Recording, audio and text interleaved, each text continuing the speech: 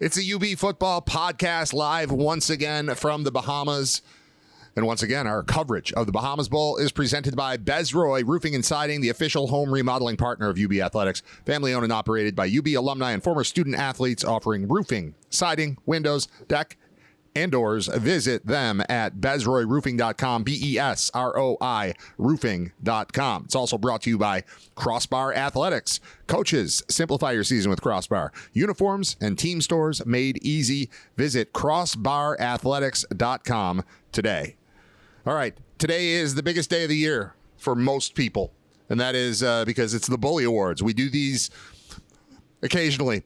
Basically, when we are given extra time at the end of a season, whether it's at the MAC championship game or a bowl game, we've got some time to sit around, think, talk about the team. We come up with lists. We do some awards. The way it's going to work, Paul and Scott, is I've got the list of awards, nominees, and winners right here in front of me. Nobody look. I will reveal the award and the nominees, and then you will tell me who you think should win, and then I'll tell you who did win. Fair enough? Good rules? Enough. Love it. Good? Love it. Everybody understands? Love it.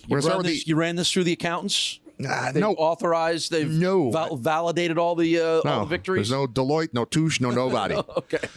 We had a couple guys from Bezroy come down and count up the final tally, and then they locked it in a briefcase. All right. Unsung hero, but the briefcase is actually this yellow pad right in front of me. That's right. Unsung hero of the year, alphabetically, Tad Barr is an option. John Keogh is an option.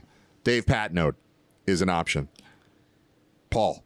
You know, I'm partial, and I've said this to you guys multiple times. I thought one of the unsung plays of the year was Tad Barr recovering the attempted onside kick that hit him in the leg against Toledo. He had to go like 8 yards with 4 Toledo Rockets coming at him, and that really could have turned that game around, which wound up being, I believe Pete Lembo at one point this week said he thought the Toledo game was the turnaround game of the season to propel the Bulls to where they are. So I am partial to that. I also had a chance to meet Tad Barr's dad down at the beach yesterday. He agreed that it was one of the biggest plays his son pulled off all year, but I can't deny what Dave Patnode as the offensive coordinator did to make the most important position on this team far exceed any of our expectations in making CJ Agbana one of the better quarterbacks in the MAC, when I don't know that any of us, let's put it this way, we were all concerned whether the Bulls were going to be okay at that Don't position. speak for me. All right. It was an unknown quantity. A majorly unknown. We had no idea. Didn't know what was that. And Keogh, I think, also had one of the key special teams plays of the year. The Keogh special teams players? Yeah. I like that. See, we could have done that. Akron, they're coming back in that game. Things are starting to get tight, and the muff punt happens. Akron drops the ball, and Keogh is Johnny on the spot. He's made a number of special teams tackles. Johnny Keogh on the spot. He's rolling. You're on fire right now. I think That's why I host it. That's true. I think he's been one of those guys that has kind of snuck under the radar, but is going to be emerging here as the calendar has turned and we start to get ready for next season. I think he's going to step up and get a lot more looks. We know how Pete loves special teams and really values that, and Keogh is a guy that has made it known that he's there and makes those plays and comes through for you. Well, he didn't win. Because we're going to have to go with the OC here. You have to. Everything that happened on the offense was a delight as you watched it ramp up to the point where we were going through it earlier today. And Scott's like, they score 30 points most games, right? And you get to the end of the season, it's just like, they are launching 34 points a game in MAC play. Yeah. So it's been an incredible display for a unit that we weren't sure about, in part because we weren't sure about the quarterback. But we were sure by the end of the year. And congratulations, Dave. You're the unsung hero of the year. Road trip Please of the year. pick up your bully at the end of the program. All right. Next Bully Award is for the road trip of the year. The nominees in alphabetical order. The Bahamas. That's up there. It's our first nominee. Are there any other nominees? Yeah.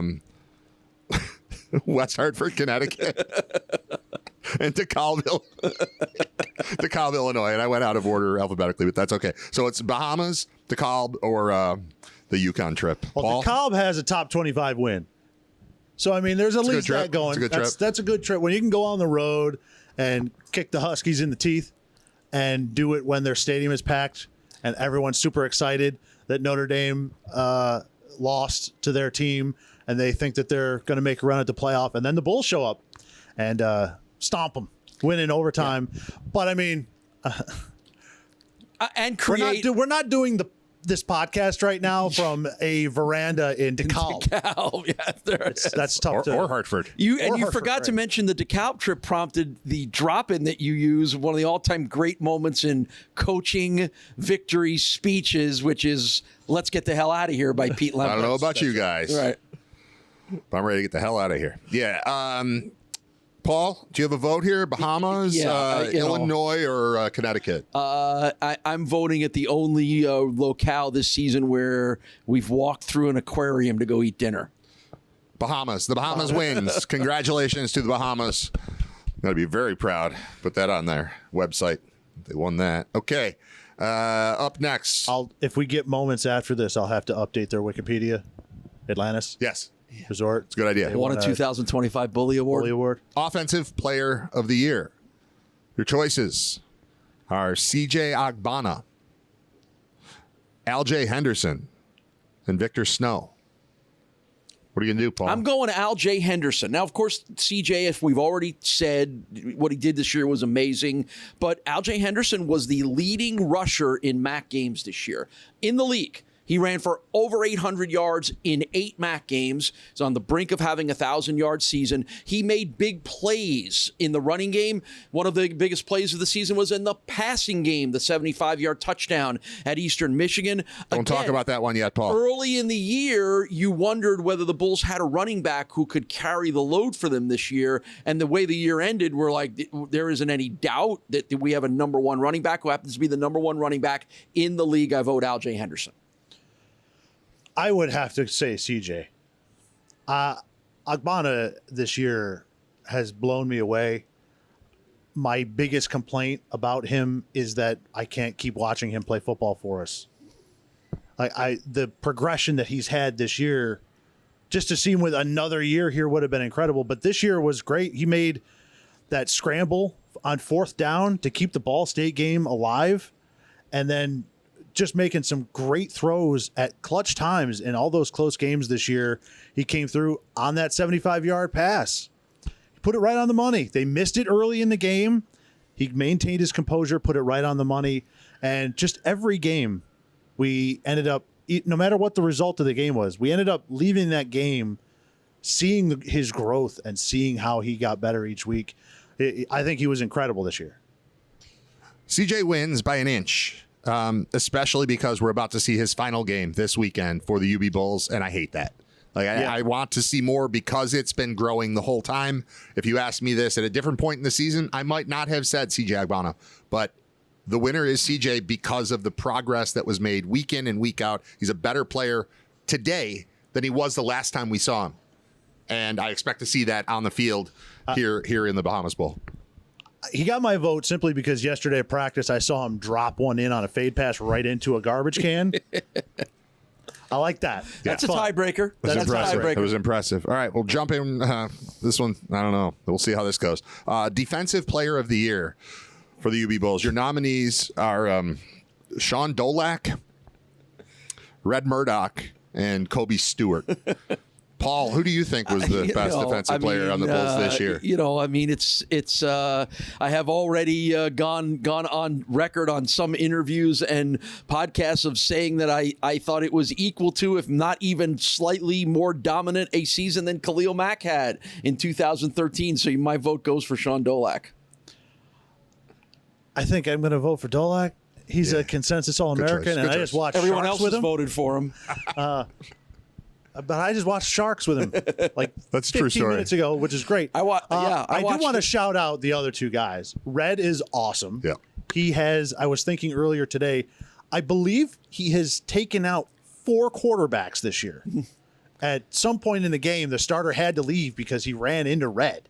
And he is a... It's like what Tyree used to do, but on offense. Remember, Right, he used to just right. run defensive backs. And over. Kobe Stewart led the league in sacks. And to continue making this an anti-Khalil Mack podcast, 1 sack away from passing Khalil Mack for the single-season UB FBS sack record is Kobe Stewart. So those By two a half guys... sack, he'll have more sacks if he gets one this year than Khalil did in 2013. it's just one of those years where you're in a tough category. Yeah. But Murdoch. Yeah, And you're up against Kobe Stewart had Pacino, phenomenal Newman, seasons. Redford, and Pauly Shore. Pauly Shore, and Tom Tom Hanks. We're gonna go with Dolak, the winner of the Defensive Player of the Year for the Bulls is Sean Dolak. Congratulations, Sean. Shocking that he gets that award, but we'll give it to him. Up next is Game of the Year.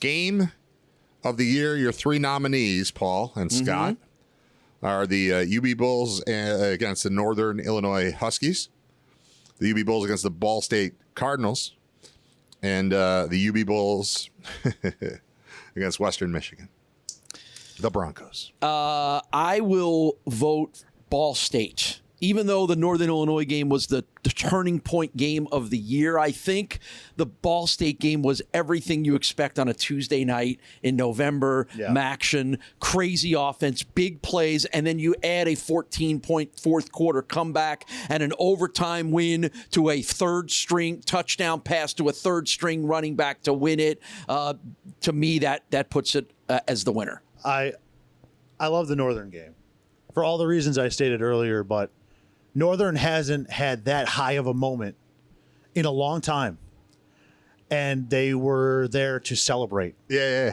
And the Bulls just marched right into Stepped town. all over it. Yeah, that was and cool. Just really extinguished the flame there, and got another top 25 win, their second in program history. Again, both of them in conference, and to ruin the day of the Huskies to me was the game of the year. They're so mad about this outcome that they're leaving the conference now. That's right. I'm overriding what the committee voted for because they chose the Western Michigan game, because the single moment that sticks out to the committee of the whole season is the measurement at the end of the game. The missed spot. That game should still be going right now. But I'm overriding the committee, despite the committee's very strong feelings about that game. The game of the year was Ball State because it was at home. It was a party. It was Maction. It was everything that we're hoping for when we both laugh at Maction being crazy and also are proud of Maction being crazy. That game epitomized everything that is Maction, and that's our game of the year. Play of the year is next. What? Coincidentally, that's Mike New's least favorite game of the year because that was his last. That was his last. Happens. All right, play of the year. We've got 5 nominees this time, Paul. Oh, boy. A big season. Yeah, a lot of plays to pick from this year. First one is the final spot at the 35-yard line or near it against Western Michigan. I mean, let's just address. I know you're running through these one by one. I want to. We just got to address it. That was a terrible spot. It was a terrible measurement. Everything about it was terrible. And it's the ball started. crazy. The drive started at the 25. The ball didn't reach the 35. It was sitting there short of the 35. They brought out the chains to measure. They didn't reach the 35. Then they called it a first down, and the game ended, and the Bulls didn't have the ball anymore. Didn't give after Sean Dolak made the stop. It was that was stupid. That was well said. It's just one game is the difference of the season between going to Detroit and playing for a championship or not. Right now we're stuck here in the Bahamas. Well, Thanks to that I mean, call.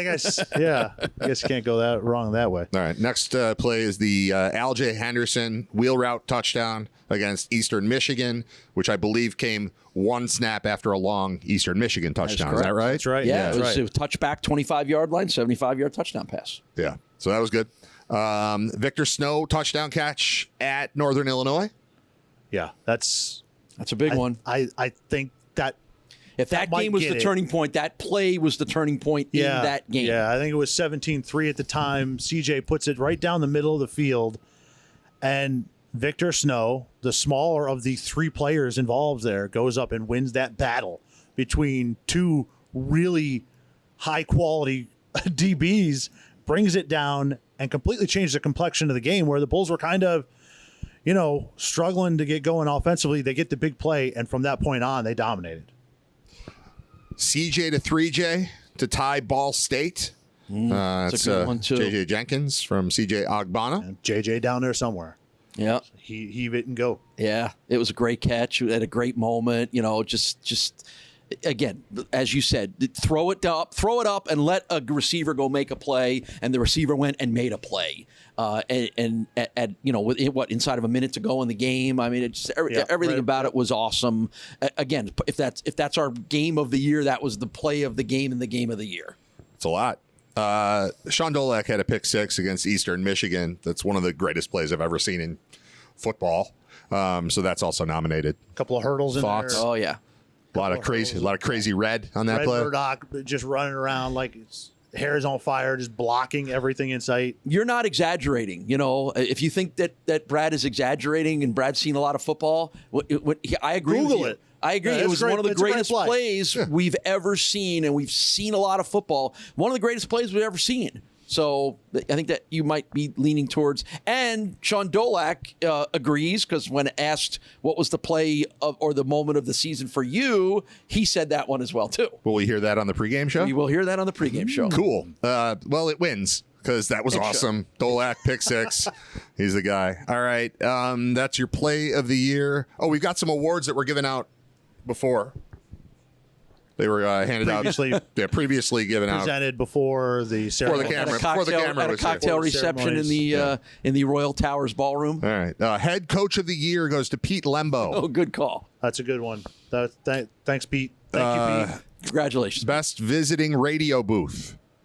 Not Northern Illinois. Akron, you did it again. Congratulations. Akron. Infocision Stadium or whatever you're called. Good job.